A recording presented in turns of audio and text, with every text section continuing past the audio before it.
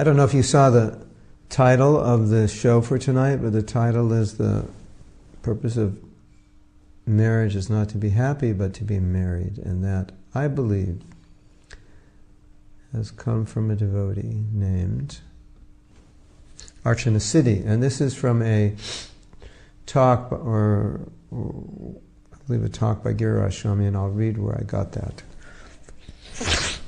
And excuse me, because it appears that the allergies have reattacked me last night. One authority on marriage said, quote, "Marriage is not supposed to make you happy, it is supposed to make you married. And once you are safely and totally married, you have a structure of security and support from which you can find your own happiness." I'll read that again. Marriage is not supposed to make you happy, it is supposed to make you married. And once you are safely and totally married, you have a structure of security and support from which you can find your own happiness. So we are here to work on our marriages. This is, I think Maharaj is speaking at a marriage conference, devotee marriage conference. We are not in any illusion that marriage per se will bring us happiness, but we want to work on our marriages so that we can function well as parts of a unit, the family unit, and within the relative peace and mutual support in that unit find our own inner happiness, which is the only real happiness there is. I'll read that again. So we are here to work on our marriages. We are not in any illusion that marriage per se will bring us happiness, but we want to work on our marriages so that we can function well as parts of a unit, the family unit, and within the relative peace and mutual support in that unit find our own inner happiness, which is the only real happiness there is. So now one may question statements like that Prabhupada would make, would say, be happy. A lot of times Prabhupada would say, be happy in Krishna consciousness, be happily married, be happy, live peacefully. So it appears to be a contradiction. So, is it a contradiction? No. There's a verse in Chaitanya Charitamrita. It says that the devotee is nishkama. Bhakta, devotee is nishkama, he has no desires. And therefore he is shanta, peaceful. Ataiva shanta. And then it says bhukti, those who want sense gratification, mukti, those who want liberation, siddhi, those who want mystic perfections, kamis, the materialists, they're all ataiva shanta, they're all ashanta. Bhukti, mukti, siddhi, kami, shakali ashanta. Shakali means everyone. They're all ashanta, unpeaceful. So here is how we resolve this. A devotee, anything a devotee does, the devotee is trying, he does it to please Guru and Krishna. He does it, or she does it, to advance in Krishna consciousness. That's why we do anything. The definition of prema is to satisfy Krishna's senses. The definition of lust is to satisfy our senses. So when Prabhupada says, be happy, or when we talk about a devotee being peaceful, we're talking about it as a byproduct of being Krishna conscious, not as an effort in and of itself to be happy, and specifically not as an effort, not as a happiness as a byproduct of sense gratification. So if Prabhupada says be happy, then we have to translate that, or we have to dissect what he's saying. You say, be happy. What does Prabhupada mean by saying, be happy in Krishna consciousness? Be happy with your husband or wife. What does that mean? Get up early, chant your rounds, read Srimad Bhagavatam, do Mangalarti, serve your family, take care of your husband, take care of your wife. That's what he means. He doesn't mean, be happy in Krishna consciousness, go out to the movies, go to the restaurant, enjoy your husband, enjoy your wife. That's not what he means. So, there was one conversation in which Prabhupada was asked, he said, what's the goal? What's the goal of life? Prabhupada said, the goal of life is to be happy. And then we might say, well, why would Prabhupada say that? We would never say that. The goal is to be happy. And then Prabhupada said, but you don't know how to be happy. So in that sense, because we're blissful, we can say, yeah, the goal is self-realization. The goal is to realize your ananda, your nature. So in that sense, you can say the goal is to be happy. What's the goal of household life? The goal is to be happy. But if we translate that, well, that means the goal is to love Krishna. So the goal of household life is to learn how to love Krishna together. That's it. So the only reason to get married is if it can help you love Krishna better. Otherwise, the only reason we would do anything is it's going to help us become Krishna conscious. That's just the way it is. So, I want to read something. So Giriraj Swami continues. Srila Prabhupada wrote to Balai, in the materialistic marriages, generally there are too many troubles and frustrations because the basic principle for both the husband and wife is their own personal sense gratification.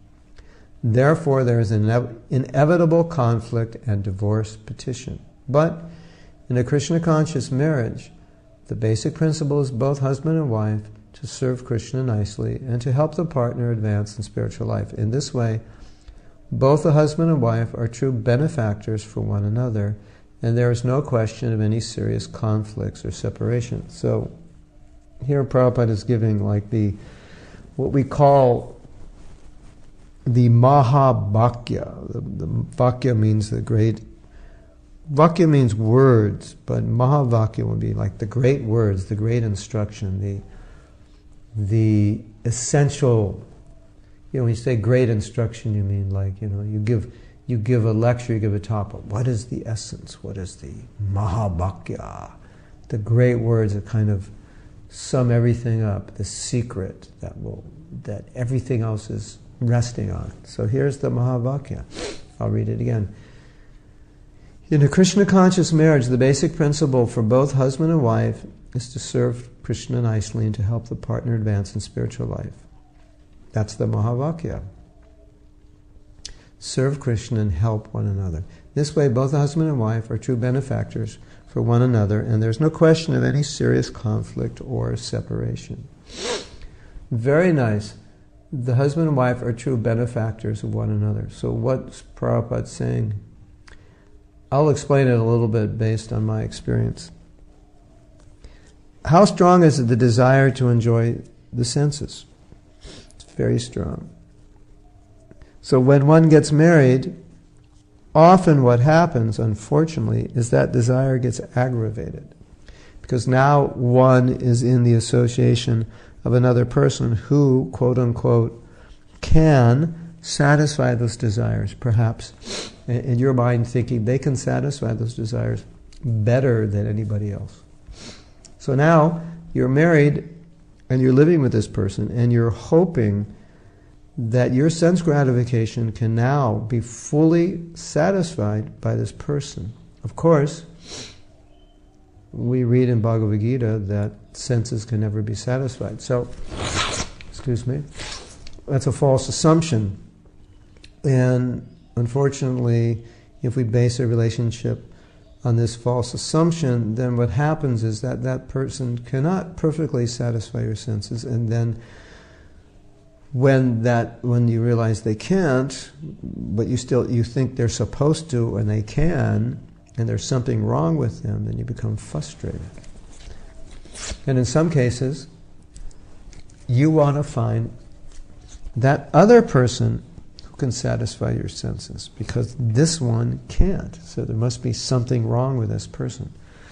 Because after all, God created the opposite sex to give you sense gratification.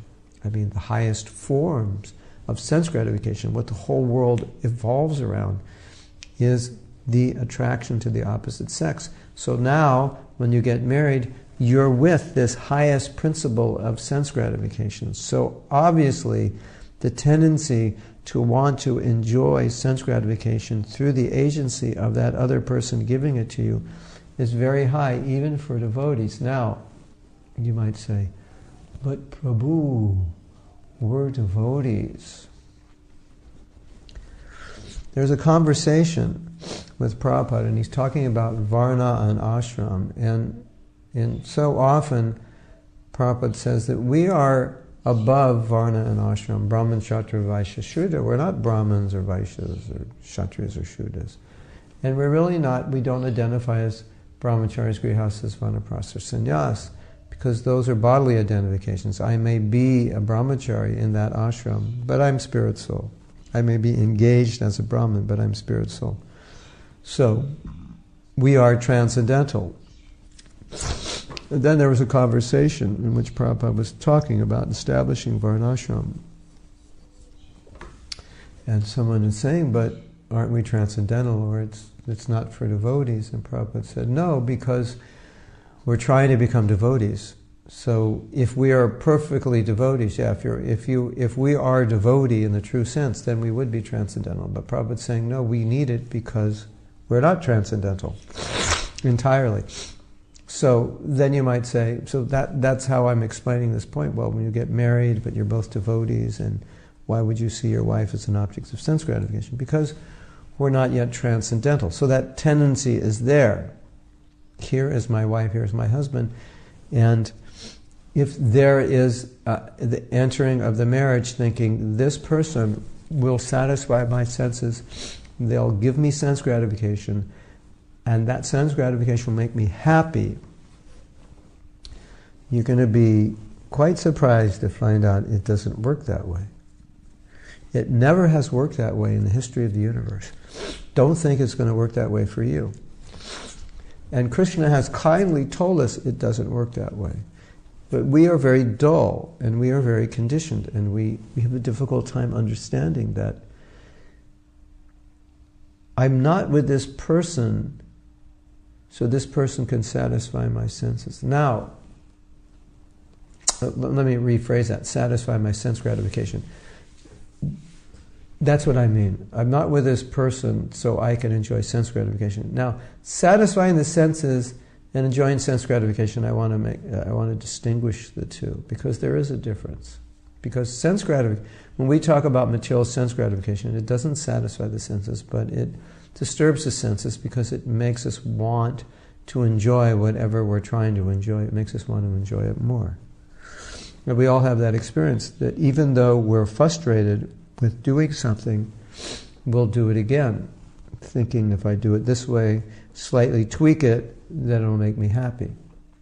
But it doesn't work. So when we say, you can say in marriage, one of the goals of marriage is to satisfy your senses, so that your wife or husband can help you satisfy your senses. But how are your senses satisfied? Ultimately, your senses are satisfied when they calm down. And then when they're calm, you can focus on Krishna consciousness. Then you're actually satisfied. So your husband or your wife is there to help you become calm. They're not there as objects of your sense gratification, because that won't help you become calm. That will help you agitate yourself. Just like eating. You eat what's healthy and you eat the right amount. If you eat what's not healthy, or you eat too much, you don't feel good. You might, for the moment, say, I'm gratifying my senses, but if you actually step back and analyze it, you haven't really gratified your senses. You made yourself sick, and so now you're sick because you ate too much or you ate the wrong thing. So you're not, your sense is really not gratified in the true sense of it. So you have a husband and your wife, it satisfies a need the woman has to be protected,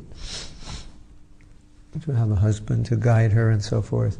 The need a man has to have a woman help him, serve him. So it satisfies that need, and when that need is satisfied, you become peaceful. Peaceful means your senses quiet down. So one of the ways you become happy is when your senses quiet down, because when your senses are agitated, what does Krishna say? One who cannot control his senses cannot be peaceful. If you're not peaceful, you can't be happy.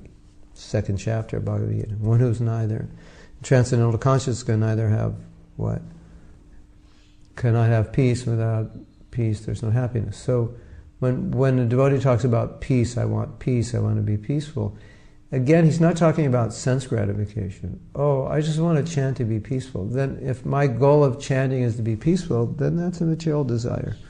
My goal to be peaceful is my senses calm down so that I can better serve Krishna, so that I can focus on my Krishna consciousness. So, devotee's desire is to be not peace for the purpose of personal enjoyment, but peace for the purpose of serving Krishna. And that peace the devotee is talking about is sattva gun.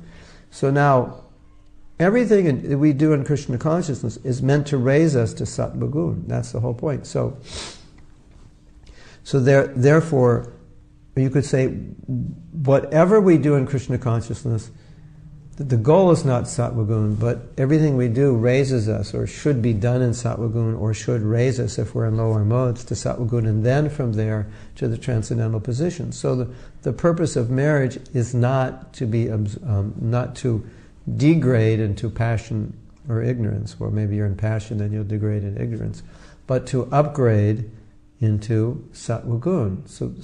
But as everything in Krishna consciousness is meant to upgrade us to sattva gun and then become transcendental.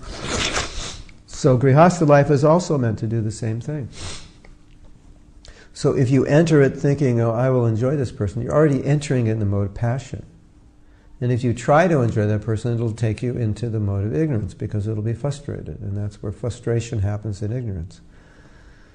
And the mode of passion is very interesting, because I'm just writing a newsletter, I wrote it yesterday, of an interesting phenomena of something frustrates you, and then you realize it frustrates you.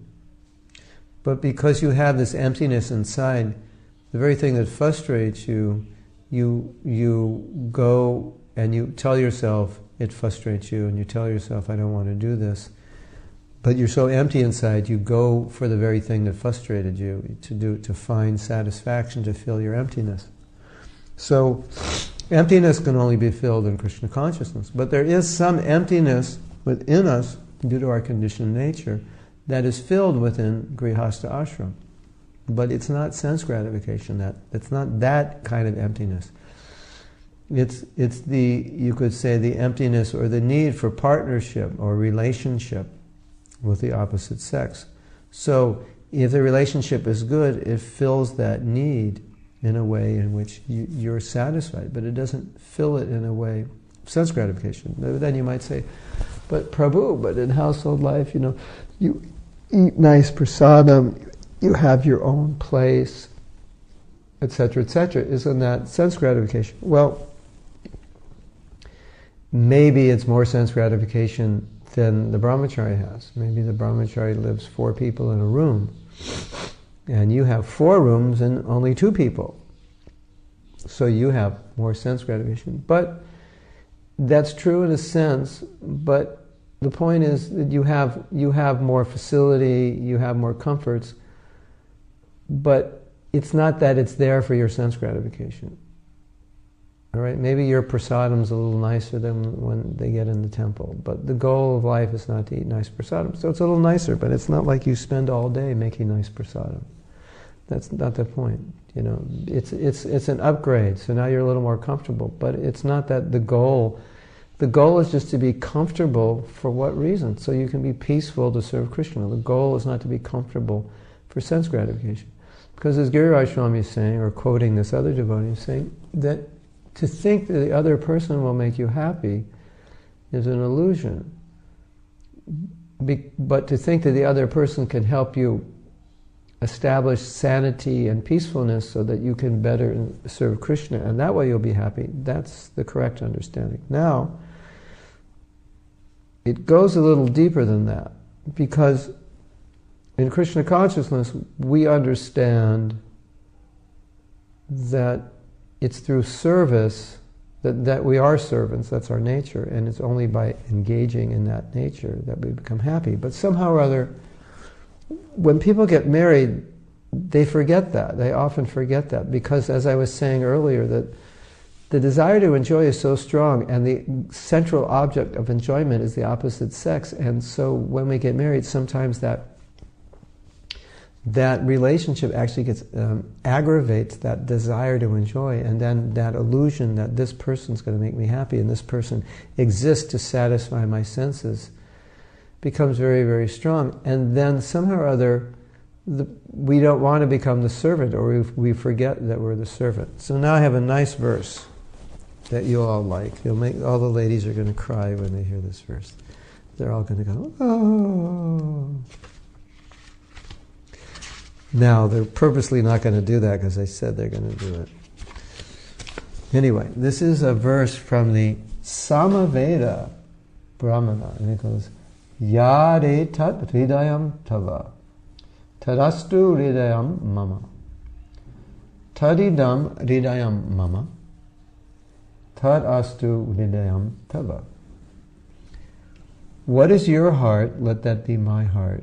What is my heart? Let that be yours. I think they must chant that during a marriage ceremony. You like that? Ladies, you like that? They're all crying. Get out the tissues. They're all crying now. They like that so much. What is your heart? Let that be my heart. What is my heart? Let that be yours. So, this is the mood of entering the marriage. What is your desire? Let that be my desire. Let me serve you. And what is my desire? You will serve that. Not that it's demanded, but it's saying that whatever is your desire, I fulfill that, and you will fulfill my desire. That is the attitude. That is Krishna consciousness. That is service. That's how we approach our spiritual master. That's how we approach Krishna. That's the closest thing you can get to quote unquote love in the material world. So, we say there's no love in the material world. So does that mean we just throw in the towel and say, there's no love, so I'll just, I'll be very selfish, because after all, that's just our nature, we're selfish. And there is no such thing as love, blah, blah, blah. No. But as far as possible, we manifest. How do you manifest love? Love is action. Action is through service. So you manifest, as we were saying before, you manifest affection. It may not be love as in prema, but there's certainly a difference between being selfish and being affectionate. So this is the proper attitude. So yes, there should be quote-unquote love in the family, in the relationship, which means there should be affection towards one another. It's not going to reach the pinnacle of love of Krishna where you roll on the ground when your wife leaves to go to work or your husband leaves to go to work, and in separation you're shooting tears like rain and your hairs are standing on end and you're banging your head on the ground. It's not going to be that way because your spouse is not as attractive as Krishna. And when someone's attractive as Krishna, when you feel separation, that's what you go through. So as we had discussed before, it's not that kind of love, but it doesn't mean that there's not affection. So this verse shows this is the mood in which you enter Grihastha life. It's a mood of, I'm here to help you. We're here to help one another. But somehow or other, it's difficult to get that. Well, maybe not difficult to get it in your head, but difficult to actually do it on a consistent basis, day to day, moment by moment. So let's read what Prabhupada said again. In Krishna conscious marriage, the basic principle is both husband and wife serve Krishna nicely and to help the partner advance in spiritual life. So we exist to help one another. And what Prabhupada's saying, if you actually look at that, if you look at that in connection to what we're saying here,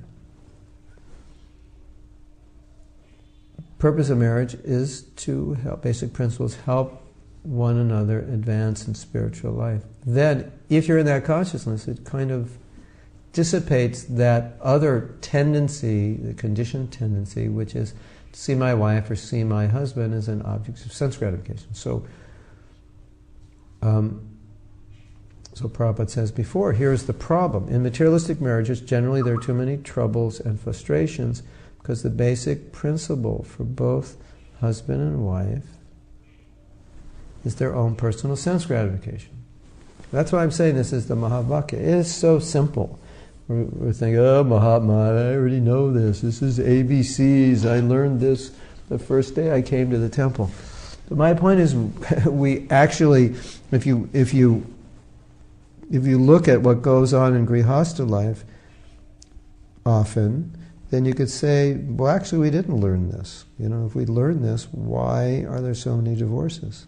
But when there's a divorce, are the people thinking, I'm here to serve you, or are they thinking, no, you're not making me, I'm not happy in this situation, so I want to get away from you? Okay, so then now you're thinking, I haven't even gone to Krishna.com to see what you're asking, but I'm imagining you're thinking like, but Prabhu, if I'm not happy, I will go crazy. If my wife is driving me, nagging me to the point where I'm going insane, then how can I be Krishna conscious? If my husband is controlling me, manipulating me, demanding of me to the point where I'm going crazy, how can I be Krishna conscious? The answer is, you can't be. So the point is, your husband or wife is not supposed to do that. So now, how do you prevent that? Well, I'll read you a few things. I don't know if you can entirely prevent it, but we'll read a few things that might shed light on this. So I'm not saying that you don't think about... I think what I'm saying is that if you're in a situation where your husband or wife is driving you crazy and you're not happy, then I would rephrase that and say you're disturbed. And it's not a question of you being happy or not, as much as the fact that you're just disturbed to the point where you can't execute your Krishna consciousness, which is ultimately what will make you happy. So that we don't want to be in situations like that, which are too disturbing to execute Krishna consciousness, which is why it's important to understand how to live peacefully in Grihastha life. But so how can we prevent that? Prabhupada says, Prabhupada says here, this is from the 3rd canto, 24th chapter, 15th verse, purport. Man and woman should not be united simply on the consideration of sex life. There are many other considerations, especially character and taste. If the taste and character differ between the man and woman, their combination will be unhappy. Even about 40 years ago, in Indian marriages, the taste and character of the boy and girl were first of all matched, and then they were allowed to marry. This was done under the direction of the respective parents. The parents used to astrologically determine the character and taste of the boy and girl, and when they corresponded, the match was selected. The girl and this boy are just suitable, and they should be married. Other considerations were less important. Other considerations means like wealth, education. Like now in India, it's all about wealth, education, matching up. I mean, other things also, but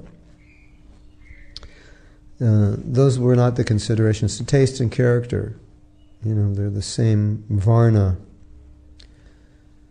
and had the same nature. That was considered.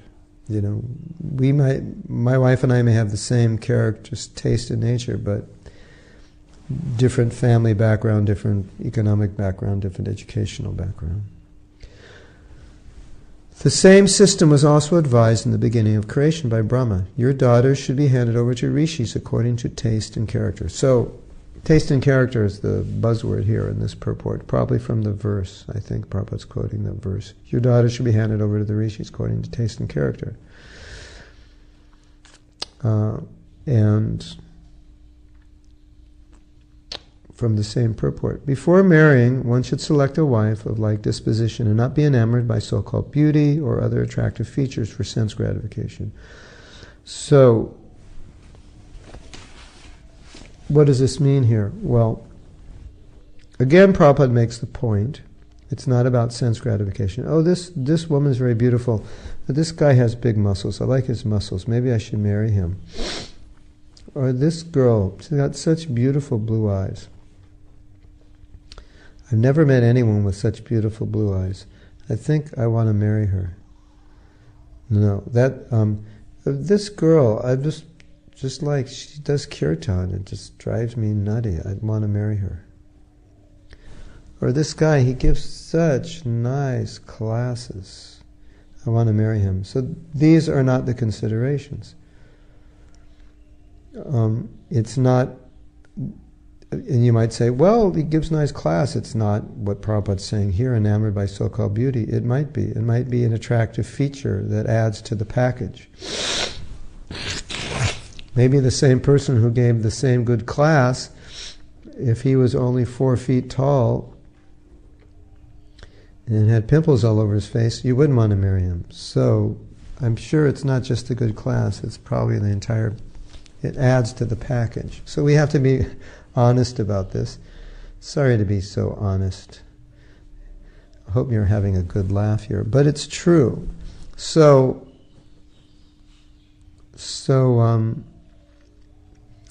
Okay. So Prabhupada's making the point, it's not just about sense gratification and attractive feature, but he's making this other point, which seems to be contradictory, at least in some sense. You should marry someone of the same character and taste. So why? Because Prabhupada says here, because he goes on to explain, if for example, a man has Brahminical qualities. Brahminical qualities means he likes to rise early, he's very clean, he likes to chant, he likes to study scripture, he likes to do deity worship, he's regulated, he's controlled. And his wife has Shudra tendencies. When Shudra tendencies are not Brahminical tendencies, they're different. She'll be attracted to, as it says, character and taste, because the taste will be based on the character. So his taste is for things very clean, very regulated, very disciplined. Her taste will not be for so much regulation. Maybe she won't be as clean. Maybe she'll stay up late, not get up early. She won't be interested. She'll be more interested in going to the movies and studying Bhagavatam. It's not going to work. So when Prabhupada says the combination will be unhappy, again, it's not, we're not talking about happiness in terms of sense gratification, although that's there in some, as we said, in some subtle way to pacify the senses. But if you want to be married and advance in Krishna consciousness, then, as we're saying, we could rephrase and say the combination should be happy.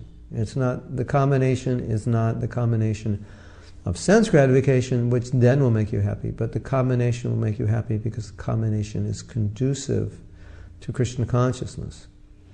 Now, Prabhupada makes a statement which appears contradictory to this. And I will read it. It's from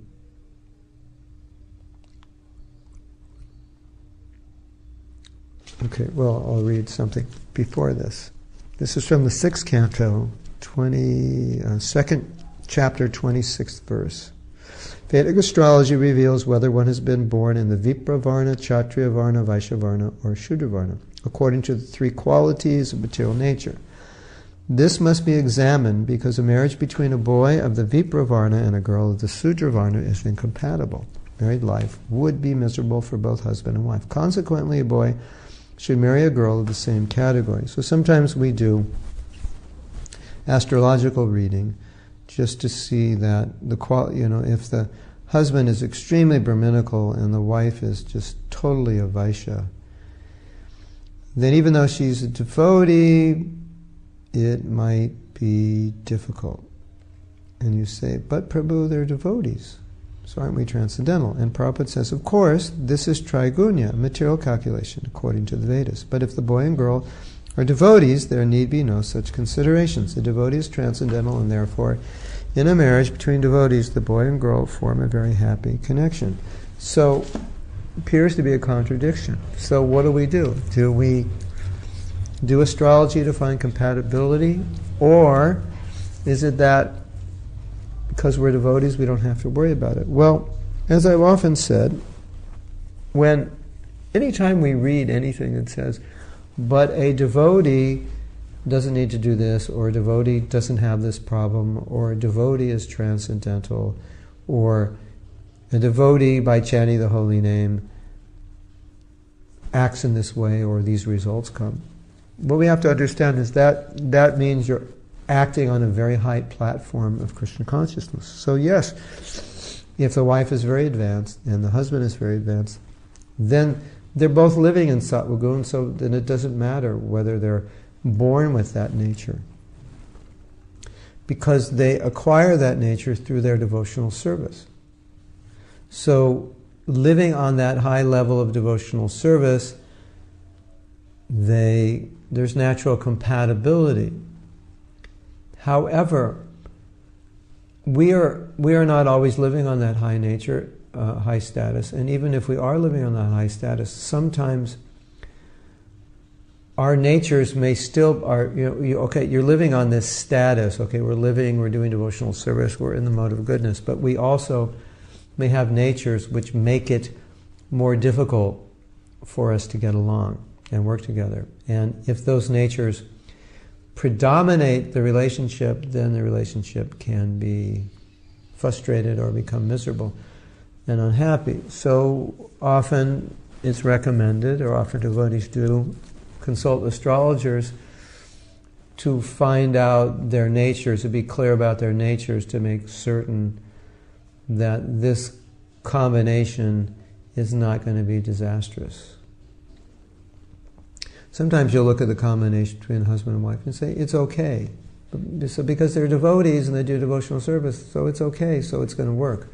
But sometimes you may look at it and say that I'd be surprised that these people could stay in a room together for more than a minute without strangling one another. It's just their natures, you might see that. So if that's your situation, probably you don't want to marry that person. Now, you might say, but Prabhupada says it doesn't matter. Well, as long as we're very elevated and it doesn't matter to you, and your wife is very Krishna conscious, you're very Krishna conscious, you make it. But I would say from experience that if the more there's natural compatibility, the easier it's going to be, the less. It's kind of like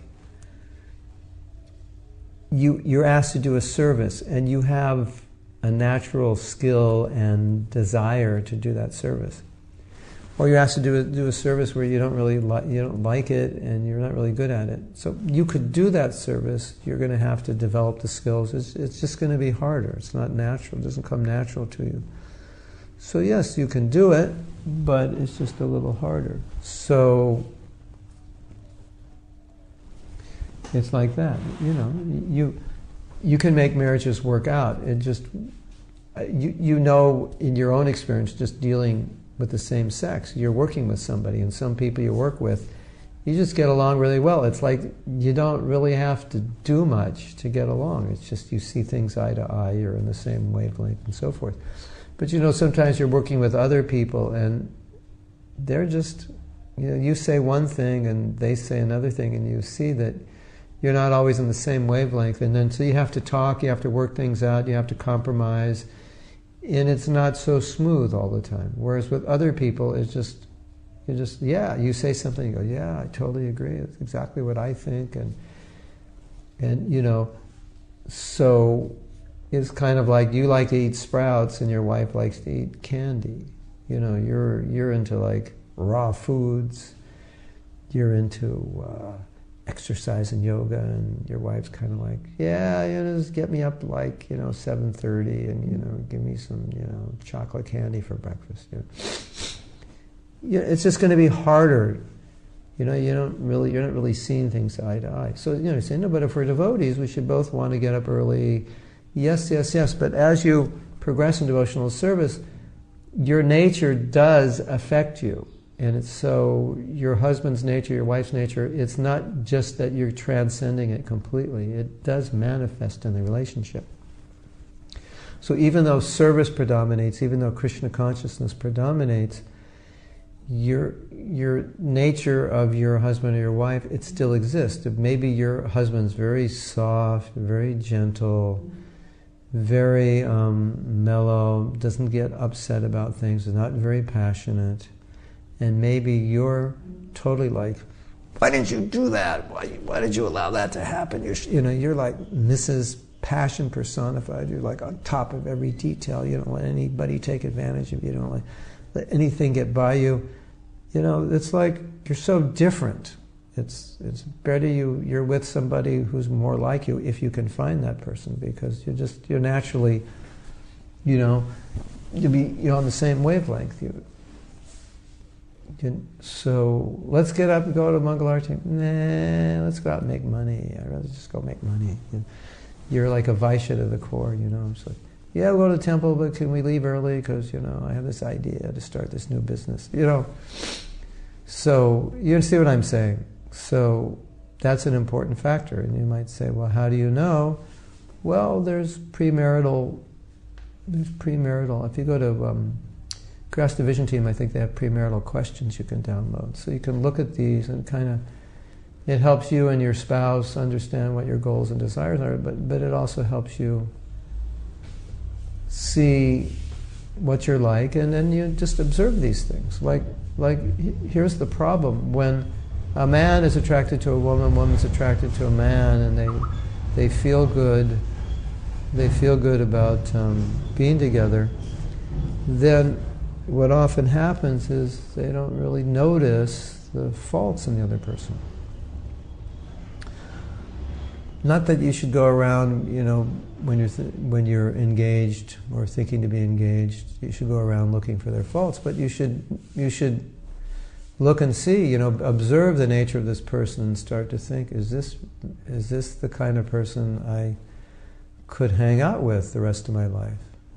Because I'm starting to see that they're really into this or that, and I'm not really into this or that.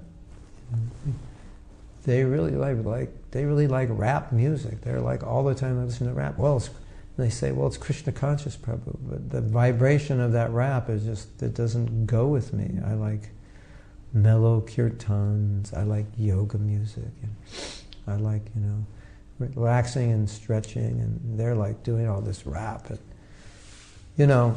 it sounds stupid, it sounds funny, but it's somewhat realistic. So you have both things. So Prabhupada's saying, taste and character. The taste, we're talking, basically what I'm talking about here is taste, but I think taste is a reflection of the character. So, what's your taste?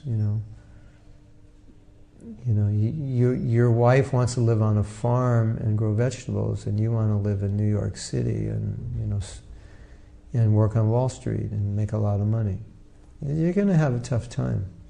You go out in the country and you have to bring a recording of traffic, or otherwise you can't go to sleep. You've got different tastes, You want to live in India, a simple life. Your wife wants to have a beautiful home in a suburb of some big city, and develop a huge business, and she wants both of you to be working 12 hours a day, and you want to just live a simple life, low overhead in India. So you have to, this is what Prabhupada's saying. So, but the whole point is, again, it's not about what's going to make me happy as opposed to what's going to make me settled and peaceful, so that I can focus on my Krishna consciousness, so that I can be peaceful, so that I can focus on serving my husband or wife.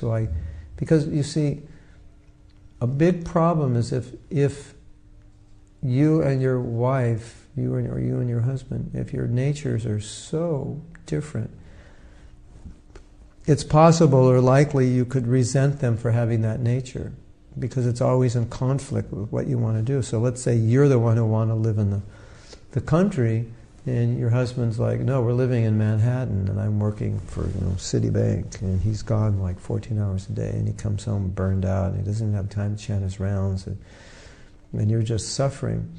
Then you might start resenting him but that's just normal for him. If he didn't work 14 hours a day, he'd be like, beating you up or something.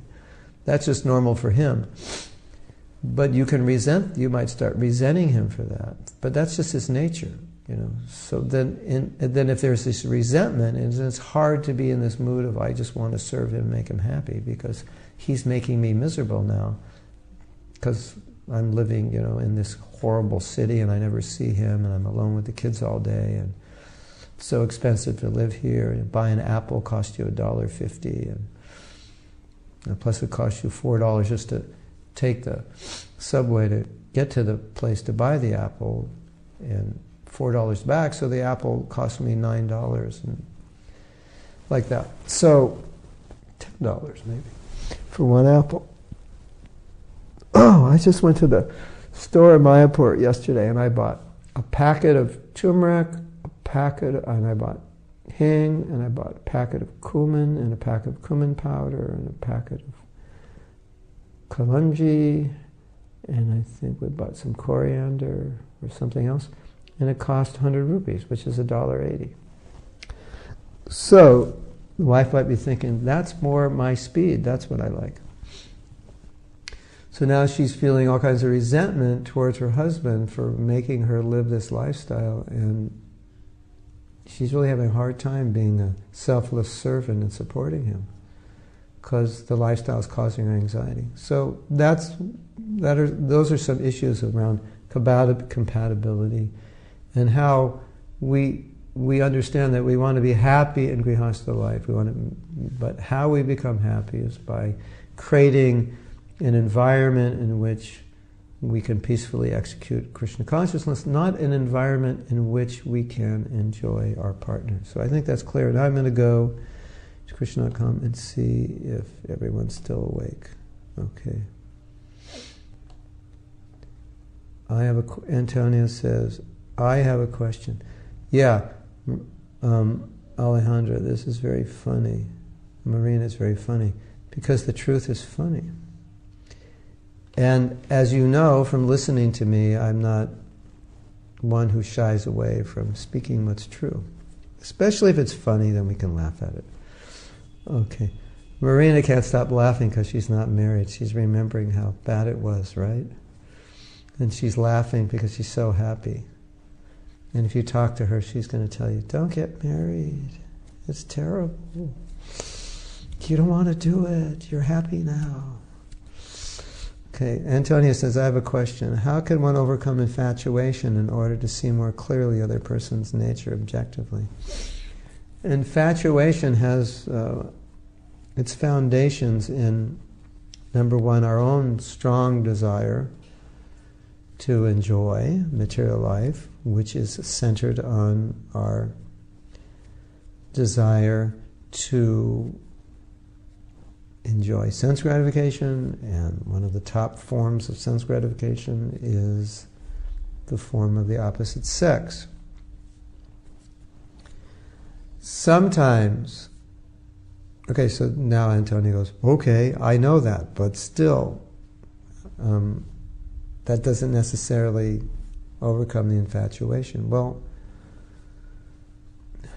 I think one of the things that's important for us is the first thing is, you have to, in being infatuated by a woman, or like you may be infatuated by chocolate cake, but let's say every time you eat chocolate cake you break out in a rash. So what do? You look at chocolate cake and you go, oh my God, that looks so good. And you start perspiring and breathing deeply, and go, what am I going to do now? What am I going to and then you run out of the house, and you take the chocolate cake and you pick it up and say, who was that idiot that left this chocolate cake in this house? It's driving me crazy. And you pick it up and you throw it out the window before you, because you don't want to eat it. So, and then you go and you bake yourself a nice, healthy, wholesome ground wheat bun, cooked with only the finest organic flour, super healthy, and you eat that, and you feel good. You go, and you say, yes, this is what I'm supposed to eat. And tomorrow you eat sprouted wheat buns. With fresh, they have sprouted bread in America. It's not even baked. It's sprouts, which are just, I think it's like put out in like a hot room or something for a few days. And you're like, this is what I need to eat because this is what makes me feel good, and this is. And it doesn't mean you're still not infatuated by chocolate cake. You are. But you understand that if you eat it, you just become miserable. And although it'll gratify your senses, it's not going to make you happy. Because you have to distinguish between sense gratification and happiness. They're two different things. And we think, well, if I satisfy my senses, if I gratify my senses, I'll be happy. It's not true. It's not true, and you have to understand it's not true. Sense gratification is not equivalent to happiness. A lot of times it's the total opposite. Sense gratification produces misery. Right? So, now, you like chocolate cake. That's just a fact of life, right? You like it. Okay. Antonio likes chocolate cake.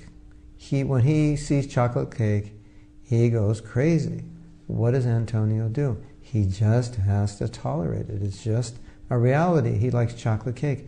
Antonio likes beautiful women. He likes to look at beautiful women. It's just the way he is.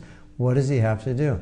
Antonio has to tolerate it. Why? Because if he wants to get married just because he finds the most beautiful woman, he's going to go on a search for the most. He's going to look for the top most beautiful women in Mexico, and then from the top most beautiful woman, he's going to make his choice who to marry. Antonio is going to be in big trouble in the future, right? So he's going to understand that yes, I am attracted to a beautiful woman, but that is not how I make my choice about a relationship with a woman. I don't eat chocolate cake because chocolate cake makes me sick. Gives me rashes, gives me a stomach ache, and it tastes good for a few minutes and then I suffer for the next week. So, Antonio understands sprouted wheat buns, that's what I need to eat. So he develops an attraction and he understands it. Actually, by eating sprouted wheat buns, I actually feel better than I do eating chocolate cake. So his intelligence through experience becomes very clear. And so he understands in a similar way that marriage is a relationship of service and like that. And it's not about just marrying someone because they have blue eyes and I like the way they dress and they have curly hair. Antonio, carob, yes, imitation chocolate. One time a devotee said, give me some of that imitation carob. I like that imitation carob. Give me some more. So, Antonio understands that it's just something that he has to tolerate, but that's not the way he makes his choice about who to marry. It's like, do you buy a car just because it looks good, or do you buy a car because it's functional? You know, I like this, Porsche, right? Yeah, and it cost you like, $35,000, and every time you repair it costs you $1,000. So, like, yeah, I like to look at it, but own it? No, it's too much trouble. So, here's this beautiful woman. Yeah, Antonio says, yeah, I like to look at her. I have to admit it. She's beautiful, but to own her, take her home, put her in my garage, nah, too much maintenance. So that's how you have to look at it. And so you just have to tolerate it. You just go, all right, she's beautiful and whatever, but you just have to tolerate it because you understand it. That's not what marriage is about. And ultimately, as Prabhupada said, and I've said many times, the opposite sex is attractive to the degree that we want to enjoy them. So as you develop your spirit of service, that your relationship to women is service. How can I serve you? Mataji, mother. How can I serve you? I'm your servant. So as you develop that spirit, then you see them less as physically attractive and more in the mood of, I'm just your servant, your mother. You see them more as mother. Now, Antonio, I have another thing which is going to really upset you, but if you go to I saw this Ananda Ma. There's a woman named Ananda Ma. She's a guru. Very beautiful woman when she was young, but now she's older. The hardcore reality of truth in this world is that beautiful women and beautiful men don't stay beautiful. And I was just on this page, I was looking at female gurus in India, and I came to this page, Ananda Ma.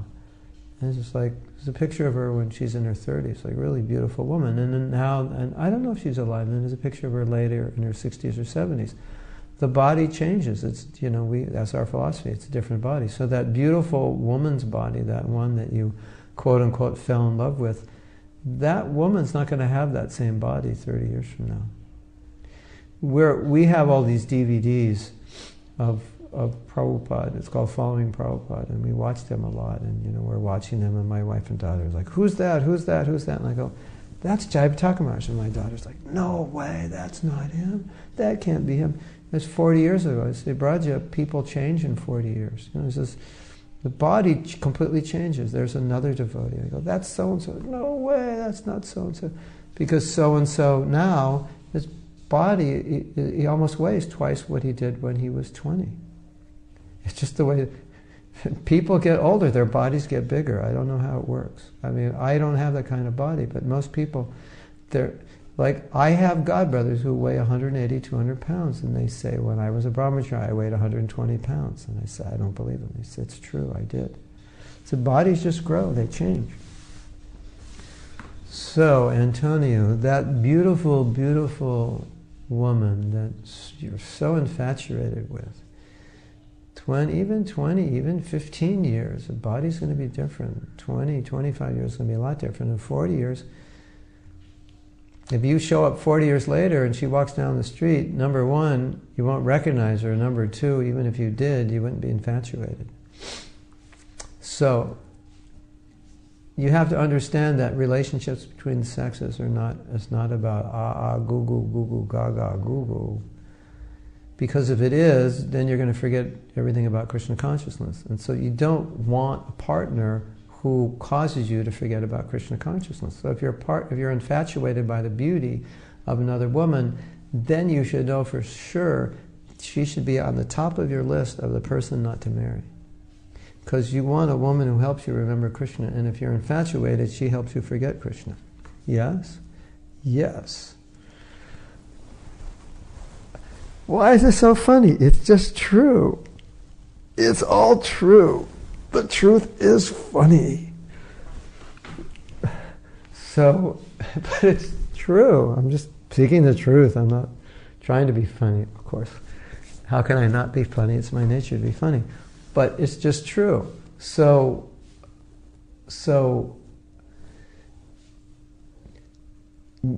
Antonio, you go out, you wake up in the morning and go, let me find somebody today who is like a vacuum cleaner and who can just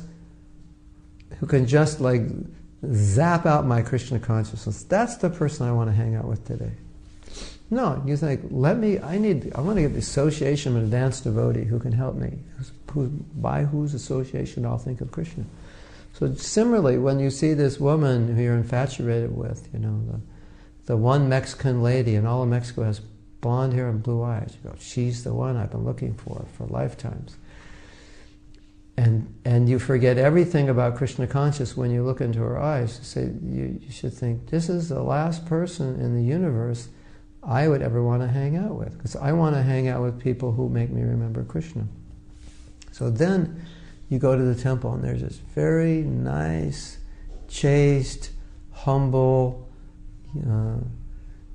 devotee woman, not physically very beautiful, but beautiful in her Krishna consciousness, and your intelligence thinks, this is the kind of woman I want to be married, because by seeing her I'm thinking of Krishna, because I can see she has so much devotion.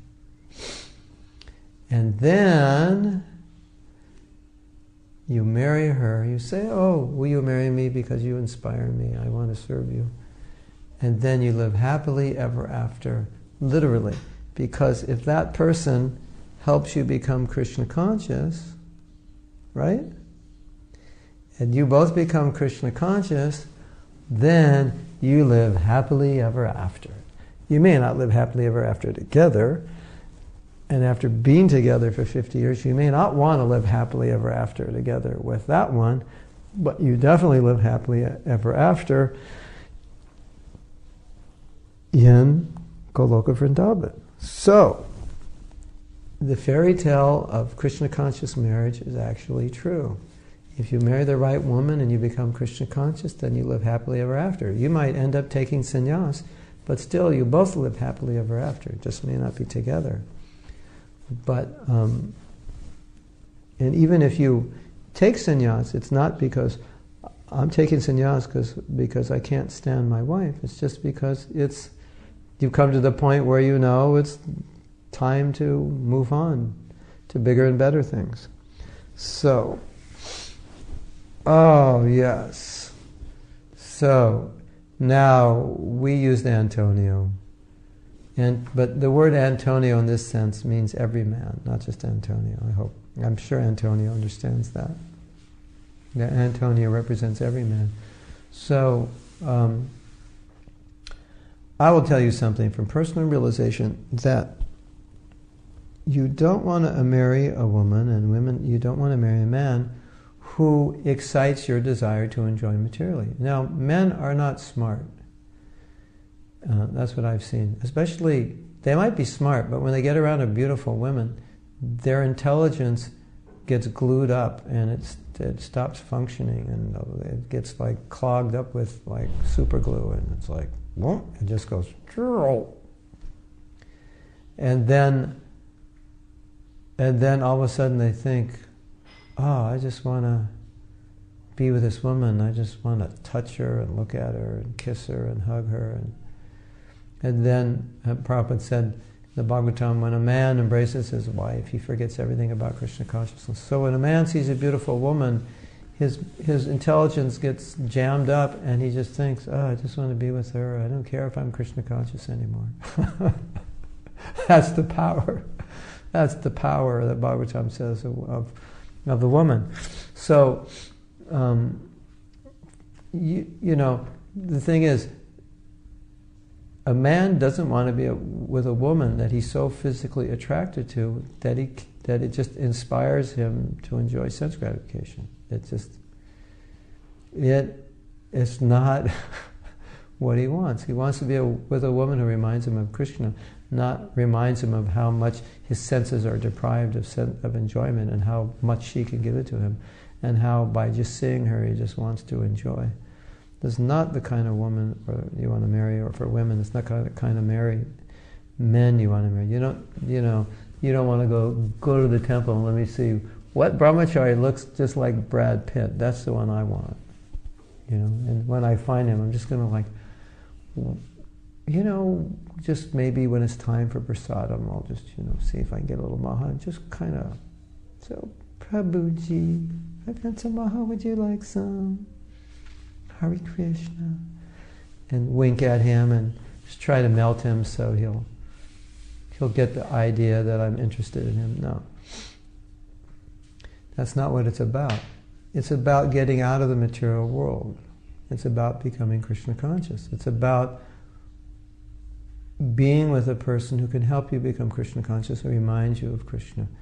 And then Antonio's thinking, but if she's not beautiful, well, why would I even want to get married? And so many men say that to me. They say, but, if not, Yeah, so shouldn't there be some physical attraction? Yeah, well, if you look at a woman and to her she looks, like there's absolutely no physical attraction, it's in the negative, then yeah, of course, you wouldn't even want to get married. So even if you're compatible, you wouldn't even notice it, because you wouldn't notice her long enough to notice if you're compatible. So that goes without saying. There's going to be some compatibility, physically, but it's not like you're looking for the one who's just like knocks you off your feet, and and if she doesn't knock you off your feet, then she's not good enough for you. That's going to cause you to be problematic, because then being around her, you're not going to be Krishna conscious, and then what's the point? We made the point that you're married to help one another, to advance. It's an ashram. It's supposed to be a step up. If you're leaving brahmacharya ashram, then you should be stepping up, not down. That's the point. Okay, so now I've said a mouthful full. Does anybody have anything else to say? So now today Antonia is going to the temple to find that one chaste, humble, simple, devoted woman who doesn't look like Miss Mexico, but is nice devotee, attractive in her own spiritual way, innocent, pure, devoted. And he's going to go up to her and get on his hands and knees and said, Mahatma Prabhu told me I should ask you to marry me. Hare Krishna. Oh! And then she's going to slap Antonio in the face and say, get out of here, you filthy idiot. I'm reporting you to the GBC. I'm going to have you locked up. And then Antonio is going to come back and say, but I just did what you said and you got me in this mess. It's like the story of the disciple. The Guru says, eat something pure. So then the disciple eats a cow. Oh, are you crazy? I didn't mean eat a cow. I did something pure. And then the disciple says, then I should eat you. Eat something pure, so. Don't misunderstand, Antonio. The more you want to enjoy women, the more you'll be infatuated. The more you want to serve Krishna, advance in Krishna consciousness, get out of this material world, become a pure devotee, the less you'll be infatuated, the less it'll bother you. But as long as it bothers you, just tolerate the chocolate cake and eat the sprout rolls. And look for the sprout rolls, because you'll be happier. Okay, so the title of this lecture is Eat the Sprouts, Not the Chocolate Cake. And then I guess we're going to see you on Saturday. And of course, for those of you who are on the West Coast, then in 2 hours and 15 minutes, I'm going to be giving a class. But this class I'm giving I'm not even going to be talking much. It's basically facilitating. The devotees just chanted 64 rounds yesterday, and we're going to facilitate their sharing, their realizations. But I guess the camera will be on them if you want to watch it, and then they're going to share what they learned. Satyananda Swami has been teaching them for a few days, so then they're going to share what they learned. So I'm going to facilitate that, and then we are going to begin on Saturday. That's 10 o'clock our time in India, which 10 to 1, which is not really such a great time for anyone except those who are in India or near India. We'll continue Saturday, Sunday, Monday, and Tuesday about the holy name. Okay, so we will see you Saturday, your time at 8:30 in the morning. And all glories to Srila Prabhupada. Hare Krishna, be good, don't get into trouble between now and next Saturday. Gaura Premanandi Hari Hari Bol.